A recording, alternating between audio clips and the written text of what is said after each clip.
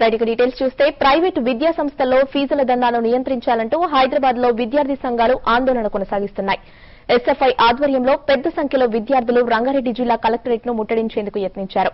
ప్రభుత్వ కాలేజీల్లో వసతులు కల్పించాలని డిమాండ్ చేశారు. స్టూడెంట్స్ ను అడ్డుకునేందుకు పోలీసులు యత్నించడంతో ఉద్రిక్తత తలెత్తింది. మరింత సమాచారం మా రిపోర్టర్ సత్యనారాయణ అందిస్తారు.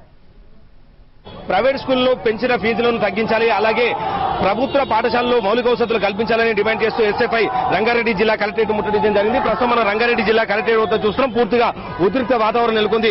పెద్ద ఎత్తున స్టూడెంట్స్ అందరూ కూడా ఎస్ఎఫ్ఐ శ్రేణులు అందరూ పెద్ద ఎత్తున ఇక్కడ తరలి వచ్చి రంగారెడ్డి కలెక్టరేట్ ను ముట్టడించిన పరిస్థితి కనిపిస్తా ఉంది. పూర్తిగా గేట్లను ఎక్కి రంగారెడ్డి కలెక్టరేట్ లోపలికి వెళ్లేందుకు దూసుకుపోయేందుకు వీళ్ళందరూ యత్నిస్తున్న పరిస్థితి. వీళ్ళందరూ కూడా పోలీసులు అధికారులు నిర్వహిస్తున్న పరిస్థితి కనిపిస్తా ఉంది. వీళ్ళందరూ కూడా బయటికి పంపించేందుకు చేస్తున్న చర్యలు మనం చూస్తా ఉన్నాం. పూర్తిగా పెద్ద ఎత్తున స్టూడెంట్స్ అందరూ కూడా ఈ రంగారెడ్డి కలెక్టరేట్ ను ముట్టడించడం జరిగింది.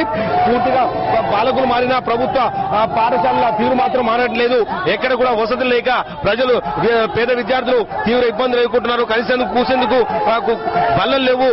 ఎక్కడ కూడా మౌలిక వసతులు లేక ప్రభుత్వ పాఠశాలలు మొత్తం నిర్వీర్యమైపోతున్నాయి. ప్రభుత్వాలు ఏం పట్టించుకోవట్లేదంటూ వీళ్ళు ఆవేదన వ్యక్తం చేస్తున్నారు. అంతేకాకుండా ప్రైవేట్ పాఠశాలలు విచ్చలవిడిగా ఇష్టానుసారంగా ఫీజులు వసూలు చేస్తున్నా నియంత్రించకుండా ప్రభుత్వం ఏం చేస్తుందని వీళ్ళందరూ డిమాండ్ చేస్తున్న పరిస్థితి మనం చూస్తా ఉన్నాం. పూర్తిగా ఇక్కడ రంగారెడ్డి జిల్లా కలెక్టరేట్ వద్ద పూర్తిగా ఉద్రిక్త వాతావరణం నెలకొంది. పెద్ద ఎత్తున ఎస్ఎఫ్ఐ శ్రేణులందరూ కూడా కథం దొక్కిన పరిస్థితి కనిపిస్తా ఉంది. మనతో మాట్లాడి చాలా మంది ఉన్నారు.